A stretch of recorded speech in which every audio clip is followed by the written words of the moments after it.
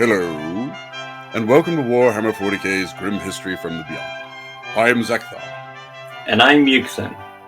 We are the chroniclers of all that was, and all that will be in the 41st millennium.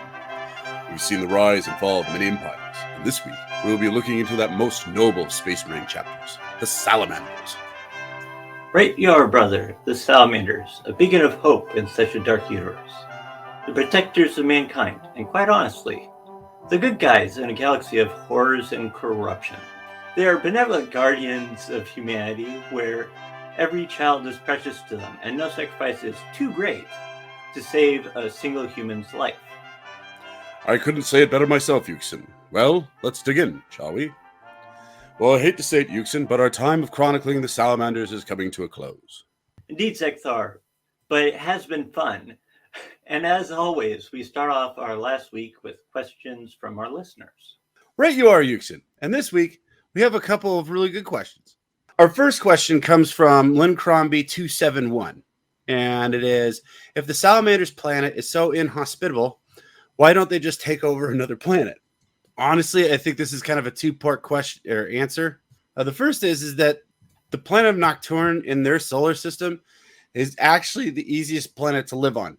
The rest of them, nothing lives there because they're even worse.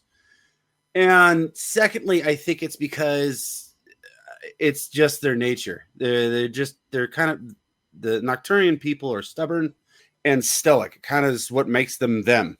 And therefore, anyways, the Salamanders kind of plugs them in. Anyways, it's kind of the same thing. You got anything you wanted to add, Yuksen?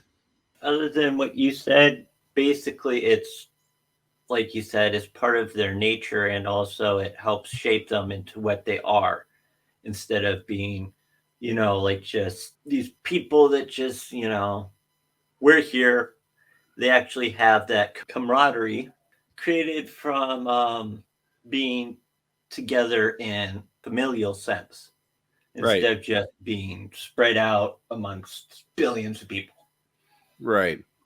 And I mean, you can see anyways it in other places, like for instance, Fenris. Why do people still live there? Well, it's their planet, or even on Terran 42. I mean, Mongolia isn't the nicest place to live, but people have lived there for, thousands of years, or the Sahara Desert, or, Death Valley. It's even named Death Valley. But thank you for your question. Our second question is from Brian PJ 5860. And his question is, he says, I wonder what other illegal experiments the Assassinorum temples have been up to. This goes back to one of the short voxes I did this month. As some of you who've been listening know, the short voxes that I've been doing have been about assassins from all walks of life. And the one that I was talking about in particular was about Yuksen's favorite assassin, Morius Skuld. It's not necessarily my favorite. Well, you mentioned him. That's why I looked him up. But he ends up fighting this one particular assassin called Legion Strauss. And she was a scientific experiment that was illegally done by the Assassitorum. So it was actually kind of a hard question. We had to do some digging for this. I found something a little bit, and then Yuksen, I think you found something, right? Yeah. Everseer assassins? Well, it should be noted that pretty much everything that Assassitorum does is technically illegal. So any experiments that they did were illegal too. Yeah. But these are farther out from what you'd probably consider normal. Well, yeah, I mean, so like the experiments he's talking about were like they were like bonding genetic material, anyways, of humanity with like Xenos and working with Chaos Warriors, which is just like completely like way over the limit of illegality. But anyways, you were saying anyway, sorry to interrupt, but you found something with the Eversource assassins? Well, when it comes to them, basically, it's not particularly one instance so much as the process that Eversource assassins go through, which through experimentation, they've been given cybernetic and genetic augmentations to help turn them into the ultimate killers. On top of that, they're given special cocktails of drugs to further enhance that and cause them to go into psychotic rages. And it's so addictive that they have to be constantly pumped this or else they will literally die from withdrawal. And then explode. And also, they are strapped with melta bombs so that when they die, everything around them dies. So that in itself is pretty bad. The only thing I found that was actually like experiment wise was with not Calexis assassin. Calidus. Yeah, right. Calidus one. Assassin named Melindy. And she was subject of a unique experiment in the temple, as she was implanted with genetically engineered organs and glands that allowed her to rapidly assume the identity and appearance of Tyranid gene stealers, allowing her to infiltrate gene stealer cults. So this is another time, anyways, where the Assassinorum, anyways, is using biogenetics from other creatures, like other Xenos, and to find that it's gene stealer hybrids, not just gene stealers. That'd be a little hard to do. What's the difference? Pure gene stealers are the ones that have like 4 arms, right, and 2 legs and scuttle around and have that, But they look more like Tyranids than they do humans. Hybrids are the ones that they look like they're part human and part not. So they'll have like maybe a additional limb. Okay, so I thought anyways that the hybrids slowly mutate until they become pure gene stealers. No. As stages go on, the next breed will be closer and then closer, then closer, and then there's the pure strains that show up. Oh, okay. So it's like the more that they infect, the farther it gets down the infection, the more they become more like pure strain gene stealers.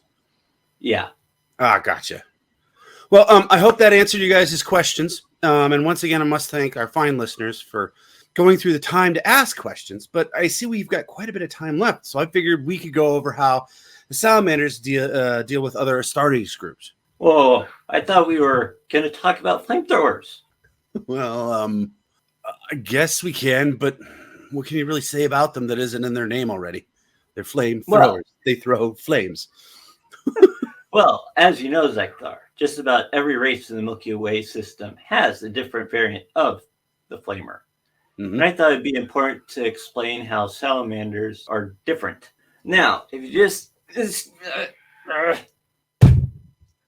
along with the demonstration. Did you bring up Sutra's breath from the armory? Why, yes, I did, Zeckthar. And how will this demonstration work if nobody can see you? I assumed you would ask that.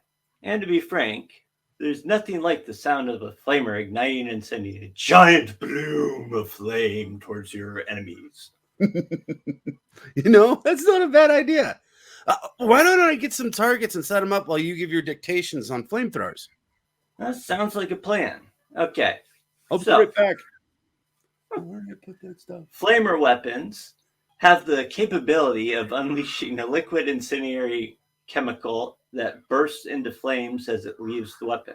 Generally, this will, at least when it comes to the Imperium, be promethium, which is kind of like napalm.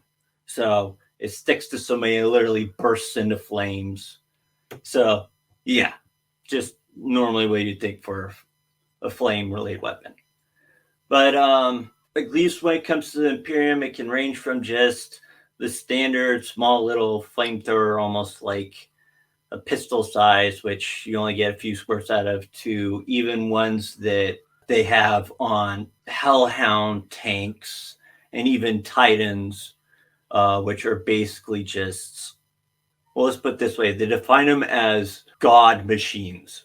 So anyways, but what's most commonly seen is for the Astartes is either a heavy flamethrower or the generic flamethrower, which is one where it just has a canister screwed into it and bursts into flames. The Salamanders, on the other hand, have their own variation where it has a special feature where you can change the nozzle. So instead of it just being a large gout of flame, it becomes a smaller but much hotter concentration that allows it to slice through pretty much the most durable armor. Mind you, like I mentioned before, the Imperium isn't the only people who have flamers. In fact, they're also used by most xeno races. Take, for example, the orcs. Hey, Yuksen, Sorry to interrupt, but do you remember the passcode to the armory? I just came up with this great idea of what we could shoot with a flamethrower.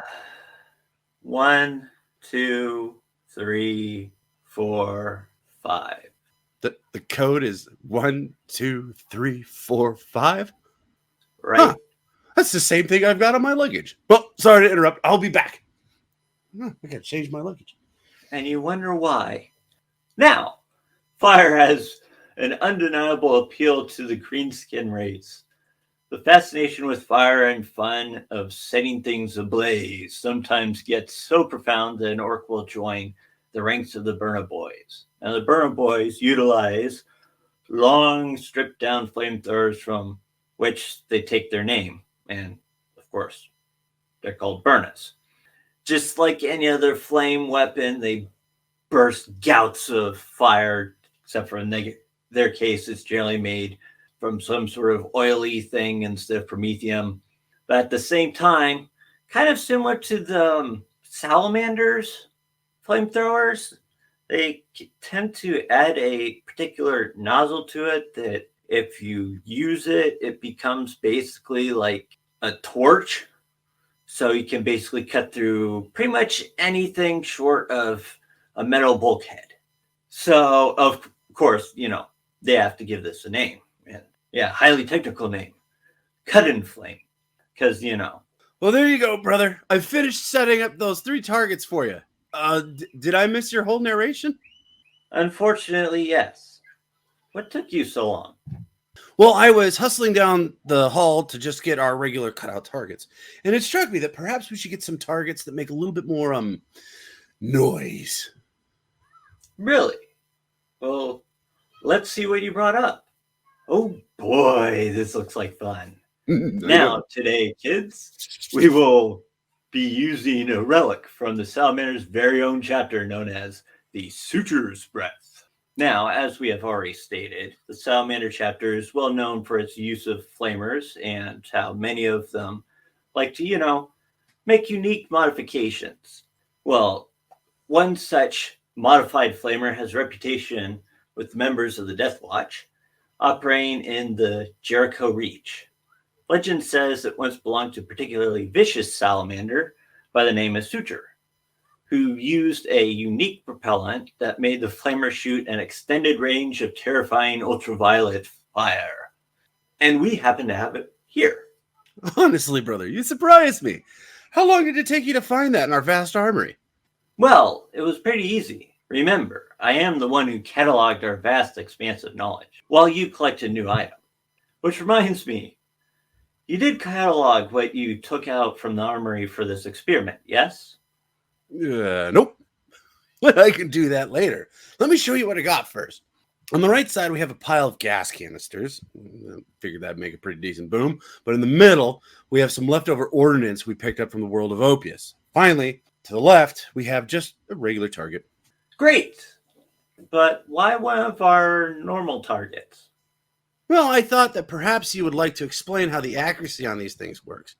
And as you can see, the target is significantly smaller than the other 2 giant piles of ordnance. That sounds good. But you set the target up all crooked. Really? Well, it doesn't seem that tilted to me. I can fix it.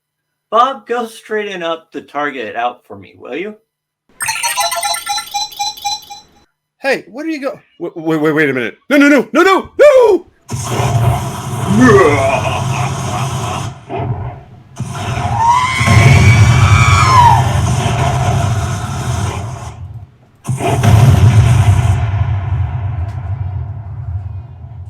Well, as you can see, the flamethrower really isn't a weapon that needs much accuracy. You pretty much ignite the switch and spray. Bob! You roasted Bob! Oops. Now, brother, as fun as this demonstration was, perhaps we can get into what you wanted to discuss today. But Bob! Well, I guess I can start. Now, the Black Templars are one of the few chapters that are recorded working with the Salamanders. Right, Zeckthar? Speak to me, Bob! Come on, give me a beep! Anything! Yes. Well, as you wanted to talk about, perhaps I discussed the relations with the Black Templar and the Salamanders. Yes, that was the original concept. But I didn't think you'd kill Bob. Well, as they say back in Terran 42, time is money. So, let's start with a wee bit of background on who the Black Templar are. Bob. They are a successor chapter of the Imperial Fists. Their original chapter master was a sword master, I guess you could call him. And unfortunately, they take a lot of their personality from that. So unfortunately, because that means that they prefer to be in hand to hand. They also prefer to just charge. They hate to retreat. Let's put this way, the main tactics are we will drop down and try to bomb people. If that doesn't work, then we'll just basically charge in with our tanks. That's basically who they are. And instead of chapters, they have what they call our crusades. When it comes to them and the Salamanders, just the difference is enough that they really do not mesh well, mainly because the best example you can take from that I can think of anyways is the Battle of Hell's Reach, where Right. actually they had quite a bit of strain between them because the Salamanders preferred protecting the citizens or the Black Templar who wanted to just keep charging at the orcs, They would kind of. rather step on said citizens. Yeah, in fact, Bits. towards the Sounds very end of familiar, the doesn't it, battle, Yuksen? it may be noted that, and this shows more of the aspect of the Salamanders value civilians more in this situation than the Black Templar, who are valuing more the place itself. Are we just going to skip over the fact that you just roasted Bob? Anyways, as I was saying, the example of a difference here, other than the fact that they already had this issue of strain between the two, is that the last stand made. Now, I understand having like Imperial Guards and whatever collecting to place away from civilians because, arcs are drawn to battle. Yes, they do like a good so scrap. I can see that. But the fact that they're voxing and saying anybody in the hive that's militant should come to this location, aka that means they'd be leaving all the civilians defenseless, sort of shows you the difference between the two. We prefer. What are you talking about here? What do you mean? Well, you're talking about the Battle of Hell's Reach, correct? Right. So what So point of the the battle are last you talking about? stand that the at Black the temple? Templars had was at a temple. Right. And they decided to bring like all the forces there. And then they literally sent out a vox saying anybody at any Imperium forces come to the temple to fight. Right. Well, it was a last stand. Yes. Mind you, that means that the civilians would have no protection whatsoever. Well, if I recall right, a lot of the civilians by that point had already been evacuated, right? That was one of the reasons why the Salamanders had actually up and left again. No, the Salamanders were there to actually protect and clear the docks. Right. I mean, that's why they showed up. But I mean, if I recall right, the whole point of why the docks were so crowded. Well, first off, the biggest problem with the docks is that the orcs had actually laid a trap and they built a bunch of submarines. Who's the guy who built submarines? What was his name? It was something ridiculous. Oh, of course, yes. Orchimedes. How could I forget Orchimedes? But he built a bunch of subs. I mean, the Imperium can't even figure out who he is. So what ends up happening is that they're actually rushing all the civilians to the docks so that they can evacuate them. But then the orcs have laid this trap so they can get into the back of the city through the docks. That's about the time, anyways, the Salamanders, and there's 70 of them, dropped down from drop pods and ended up saving everybody pretty much on the docks. Right? Right. So I think, anyways, after that point, after they had taking care of the orcs there, they actually started evacuating citizens from there, or civilians from there. So I don't think that there was as many civilians in the city at that point. And honestly, if you're doing a last stand, civilians are kind of, at that point, they're going to die anyways. So maybe if we can hold them off just as long as possible anyways, we might be able to survive it. Which worked out so well for them since only one person lived. Yeah, I think Merrick's the only guy that survived. Merrick Grimaldus. Yes. Yeah. But he ends up saving as much as he could anyways, and even though he's the only one that survived. Well, not only that, but if I recall right, it wasn't everybody anyway showed up at the temple. I think a large force of people ended up at the temple, but I think there was like a couple other command structures too that people were funneled to because the hive's so big. Though the Vox was sent out to everybody, he said, "Everybody come to the temple." Right, because he wanted every single the viewpoint of the Black Templar. It's not that I'm saying, "Oh yeah, the situation," because there still was a population there that was supposed to be protected. Because it wasn't gone. So what you're saying is that if it was a Salamander commander, probably what would end up happening is they would just keep trying to do a fighting retreat until everybody was out of the city, and then just keep pushing them out. And then losing Hell's Reach. Yeah, or maybe doing sort of the same thing that the Black Templar did, but at least have maybe they would draw the enemy to them, but at least have a decent amount of people to protect the civilians while they were trying to escape. Well, I think you're actually coming on to the crux of the huge difference between the Black Templar and the Salamanders. The Salamanders care about the people. The Black Templar care about the position. Yeah, exactly. That's what I'm saying is right. They prefer to value people, whereas the Templar prefer just the objective generally being a building or location. Like the reason why they chose the temple is because, it's the Emperor's temple. Well, it had protected. It had a bunch of sacred relics, and I think they were able to save, 3?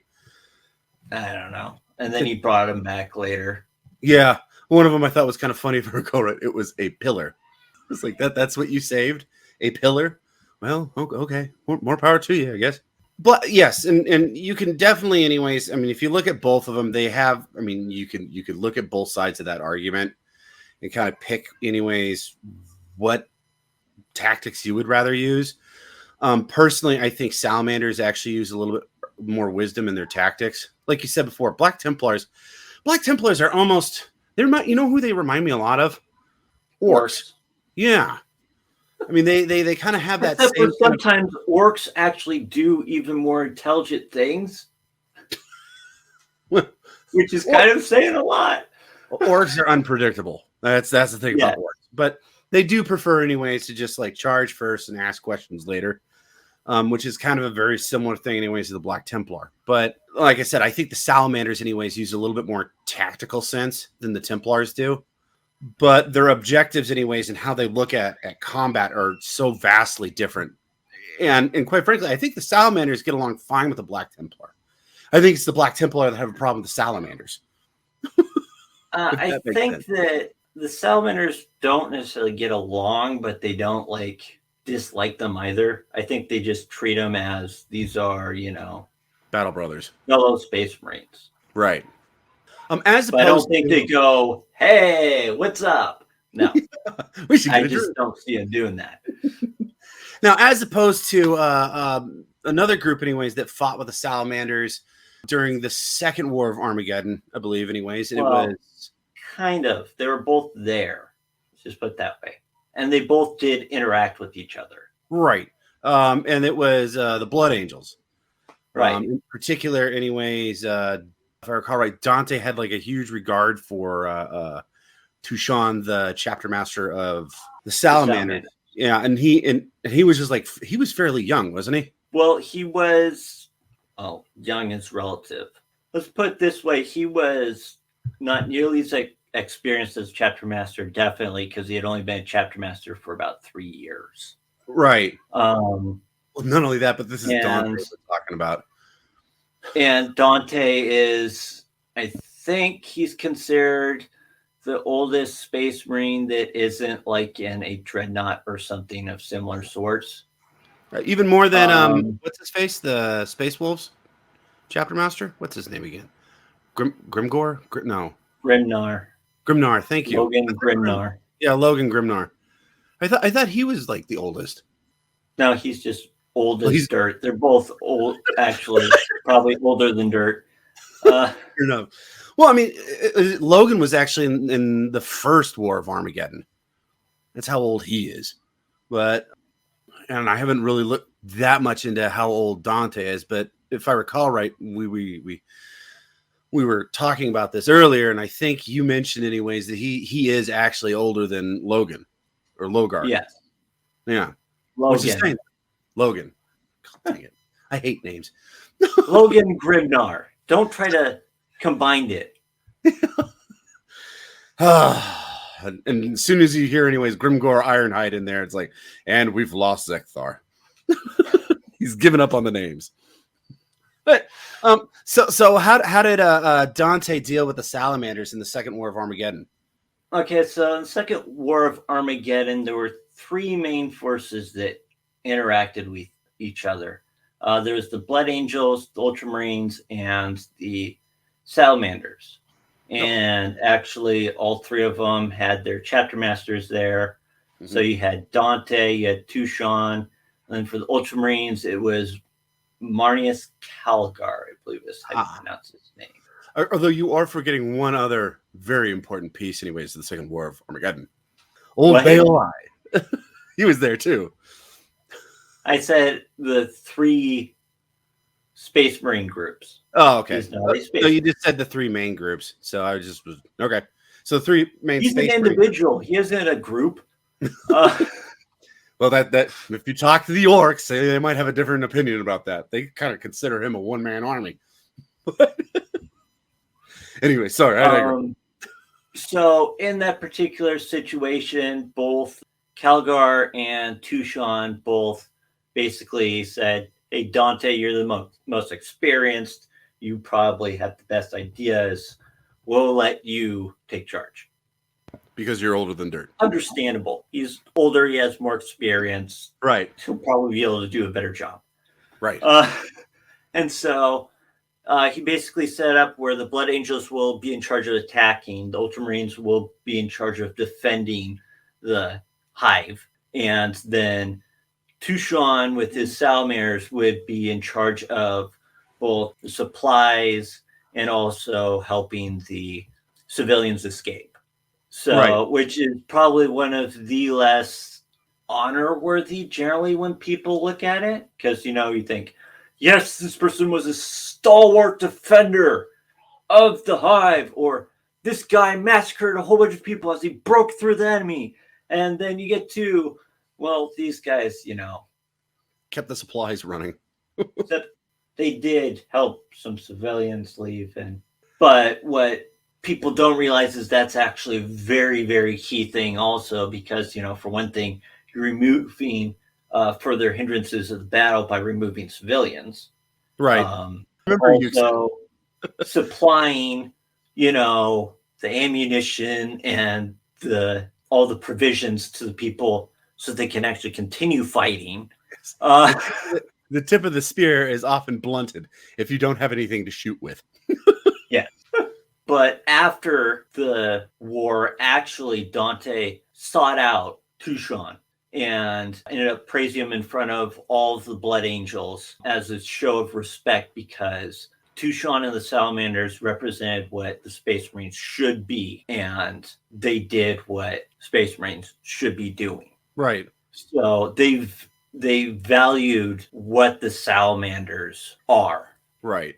Well, I think a lot of that also has to do with Dante, as well as Tucson and the Salamanders, and their aspect on the battlefield. But Dante, anyways, to me, from what I've read about him, he reminds me a lot of actually Sanguinius. And if you recall right, anyway, Sanguinius. You would have guessed. Sanguinius was all the way after the Primarch. Yes, Sanguinius, anyways, was loved by all of his brothers, and that had a lot to do with his character. Now, and I think. Sorry. The statement that I made before, by the way, the Blood Angels Primarch was Sanguinius. Yeah, I know. Actually, we did cover that in a prior video, but just for those who didn't see it. What video? Here. No, go ahead. Do your plug. It'd be the last thoughts on the Necrons, I believe is what it's called. We discussed how Dante came across Zarek the Silent King, and they ended up fighting together, if I recall right. Yeah. Yeah. So that was on our last thoughts on the Necrons, and yet again we run into Dante.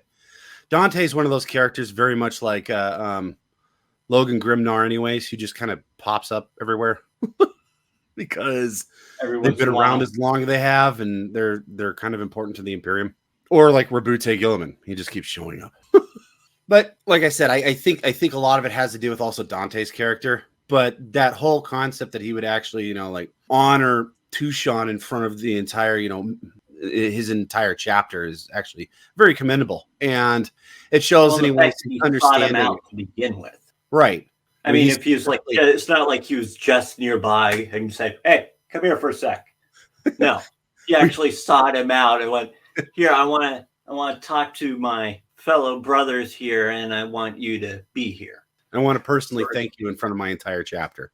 Yeah. Which is, it's actually pretty awesome.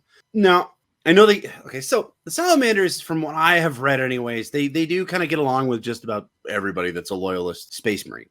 Well, almost. There is one anyways, and we'll get into that here in a minute. But the funny thing is that it seems like, I think one of the reasons why this is because there's such a small chapter in comparison to a lot of these other chapters. They seem to just kind of get plugged in anyways wherever they need to go, and there's not a whole lot of lore anyways or history about them fighting with other Astartes chapters. Normally when they do, it's just kind of, well, they were there and they both fought side by side, and that was the end of it. There's no concept anyways of how they got along or anything like that, which leads us anyways to kind of wonder which Astartes groups do you think they would get along with better than just, like, for instance, like we were just saying anyways with the Black Templars. We figure anyways that they can fight together. They're on the same team, but it doesn't mean anyways that they're, going to grab a beer after, warring together. Yeah. It's just going to be kind of like later. Though I would like to mention that probably another reason why they aren't generally hated or disliked is the fact that, kind of like the White Scars, they don't seek out, having the last say or the greatest honor or whatever. They are very silent. They don't care for the renown. That's what I was trying to think of, the renown. They're not looking for the pomp and circumstance. Yeah. But speaking of the White Scars, I think actually the White Scars they would get along with fairly well. Both of their chapters anyways kind of follow a very similar kind of like barbaric outlook on things. Now, don't tell any White Scars that I said that, because they hate that, the concept of barbarism. But just that, like, and a good example is that the Salamanders follow the Promethean cult. And one of the things they do is that whenever they do something great or heroic, they actually brand themselves. It's almost like getting a tattoo. But because it's the Salamanders and they're Nocturnian, we got to be like, awesome at this. Well, let's face it, though. How many tattoos would you see on a black body? That's a good point. But, I mean, if it was like a neon tattoo or something like that, but seriously. Another unit that I think anyways they would get along with, although we've kind of mentioned before, they don't really ever, come in contact with each other, and that's the Space Wolves. Right. Because they have kind of a similar concept of being protectors. The only thing that I've really found is that they're quite frankly, I haven't really found anything super historically accurate, anything anyways that has to do with them, the Space Wolves. But I mean, technically they were both on Armageddon during the Third War, but they didn't really get involved with each other there. Didn't come in contact with each other. Yeah. Is there any other chapter you could think of anyways that might really actually get along with the Salamanders? Not really. All right. Well, I can tell you one anyways that I know that they don't get along with. Oh, you mean the one that next to nobody gets along with? That one. The Marines Malevolent. Now, the Marines Malevolent, we don't know anyway. They're a second founding chapter. We don't know anyways who the original founding was. But when you've got the name Malevolent in your name, which, by the way, malevolent means having or showing a wish to do evil to others, normally isn't a good sign. And they seem to, I mean, no one really seems to get along with the Marines Malevolent, but they really seem to grind the gears of the Salamanders.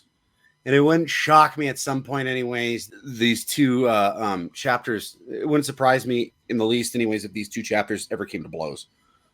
A good example is that at one point, anyways, a squad of Marines Malevolent under Captain Vinyar, they faced off with the Salamanders aboard Adeptus Mechanicus Ford ship called the Archimedes Rex. Salamanders were there looking for survivors, and the Marines Malevolent showed up just simply to claim all of the armor and weapons that were on board, which technically you're not supposed to do. It's a tradition, anyways, that the Adeptus Astartes have with the Mechanicus to return any items they find so that the Mechanicus can use it. I'm sure that's a little different, though, depending on, like, for instance, if I don't know, like a Salamander's ship, anyways, finds a broken down other Salamander ship, they can keep all that armor, right? I would assume so. I mean, that would make sense. It's not like, well, we have to give it back to the Mechanicus, and then they turn around and they go, okay. Especially the stuff that they made themselves, right? Oh, yeah. Actually, yeah, that's something else that's kind of interesting about Salamanders. Because there's such good smithies, I don't know if they have a whole lot of stuff, anyways, that's given to them, anyways, by the, what do you call it? The Mechanicus. Yeah. Which is kind of interesting. I think a lot of the ranged weapons, yes, because I just don't see there being enough time to crank out munitions. Oh, okay, yeah, fair enough. But I mean, like the armor and then the handheld weapons, I think a lot of that, anyways, the Salamanders do themselves. I mean, I may be wrong about that, but I think that's probably the case. Anyways, so these malevolents, anyways, they show up. They want all the booty. The Salamander's like, no, we have to give it back to the Mechanicus. It almost came to blows until Vinyar realized that the Salamanders had a cruiser, a strike cruiser, anyways, sitting right above their ship. It was just like, yeah, no. If it comes to blows, we're blowing up your ship. So they take off. They're just like, fine, we're done with you guys. They take off. But the ship called Vulcan's Wrath, later on, anyways, crash landed on the planet Scoria. And Captain Vinyar did arrive, anyways, to rescue the survivors of Salamander's third company. But he would only do that, anyways, if they agreed, anyways, to give him all the weapons and stuff they found on that one ship. Now, also, what's his face? Tushan? Right. If you're talking about the chapter master. Yes. Yeah. He honored the agreement, but he always had this kind of concept that the reason why they showed up when they did after this ship crashed was because they were actually, planning on raiding the ship before it crashed. So they were already planning on, doing something, mean about it. But when it really kind of came to a head, anyways, was actually in the Third War of Armageddon. Chapter Master Tushan himself almost came to blows with Captain Vinyar of the Marines Malevolent after it became known that the latter's men had shelled a refugee camp because there were orcs within its perimeter. And I did a little bit more research on that, and they actually set it up as a trap. So they set up, so see if this, anyways, would make sense of why it would piss off the Salamanders, okay? So there's this refugees camp. Using the people that No. Let me go ahead. Yuksen, let me go ahead and explain this situation, all right? So there's this refugee camp, right, with about 4,000 people in it. And they set it up, anyways, just outside a perimeter, anyway, so all the orcs go, sweet, we can capture these guys. So then about 5,000 greenskins, anyways, swarm the place. It doesn't have really any defenders, and they take them all hostage. But they fall right into the trap, anyways, because Captain Vinyard, anyways, goes ahead and says, okay, cannons open fire, and they just blast everybody into the four winds, killing everybody and everything. Which means that they killed 5,000 orcs, but at the same time, they killed 4,000, civilians. Right. So just out of curiosity, out of that whole story, what part do you think, anyways, the Salamanders would have a problem with? All of it. Well, Yeah. except for the fact that 5,000 orcs died. No, That they would have a problem with. Everything else. Mhm. Yeah. Um. So after this whole thing takes place, Tushan personally reprimanded Vineyard in front of the entire assembly of Armageddon's command staff. So that's like, Space Marine, chapter commanders, old Baelai, the governor of Armageddon. I mean, like literally everybody. And he's just like, you guys are crap. And reminded him that the first duty of a Space Marine was to protect the citizens of the Imperium. Now, some say, anyways, at that point, anyways, Vineyard became so upset that he almost actually struck Tushan. And Tushan, anyways, defended himself. If that was the case, I think Tushan did a little bit more than just defend himself. I think he probably beat the ever-loving crap out of Vineyard. If the two ever got into a tussle, there's no doubt in my mind, anyways, who wins that one. Yeah. I mean, Tushan's actually... Okay, Tushan is like... He's like the epitome. He's like Vulcan. Vulcan himself, anyways, was the largest Primarch out of all the Primarchs. He's just this big monster. I mean, he's huge. And Tushan kind of follows the same path. I mean, all the Salamanders do. I think pretty much all the Salamanders are actually significantly larger than your regular Space Marines, aren't they? As far as I'm aware of. We are coming to a close here, but real quick, anyways, Yuksen, is there anything even salvageable with the Marines Malevolent? Should somebody just call Exterminatus and get rid of these guys? They're pretty terrible. I think the only reason why they haven't yet is because they haven't been caught being like worshiping chaos, and technically they do fight for objectives given to them. Right. That's the only reason why probably they're still around. Final concept, anyways. So let's say, anyways, there is a strategic point, anyways, that you need to take, and there is a single guardsman in front of you down the hallway, right?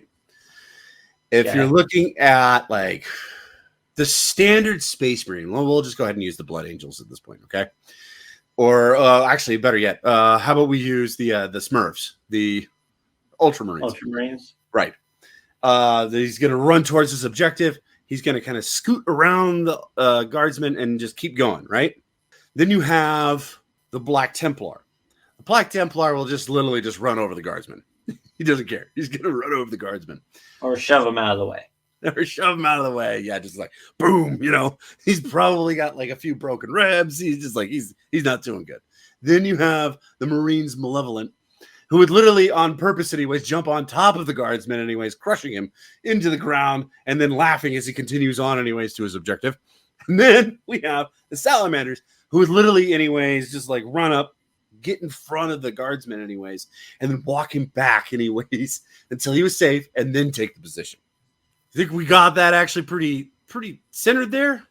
Kind of, yeah. Okay. How would you do it differently? It would depend on the scenario, but in that case, yeah, pretty much.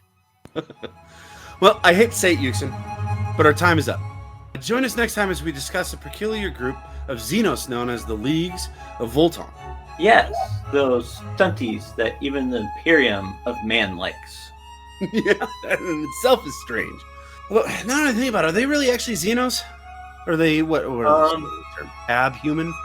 I think, if I remember right, both the League of Votan and the other shorter individuals, Squats, also known as the Squats, are both considered abhuman.